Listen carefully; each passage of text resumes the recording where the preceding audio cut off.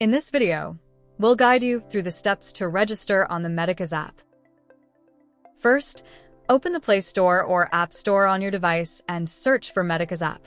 Once you've downloaded the application, please enable notifications to stay updated with important alerts from Medicas, including appointment and booking reminders. Select your country and enter your mobile number as prompted on the screen. A 4-digit verification code will be sent to your mobile via SMS. Enter this code in the box provided. Click Verify Number to continue. Select Patient to proceed with registration.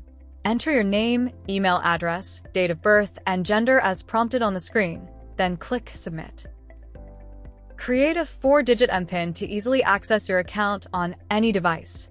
This MPIN will help you log in securely in the future. Check the Enable Two-Factor Authentication checkbox and click Done to configure the MPIN. Enable location access so we can recommend doctors and services closest to you. That's it. You're all set. You can now instantly consult a doctor, book future appointments, or schedule lab tests at your nearest center.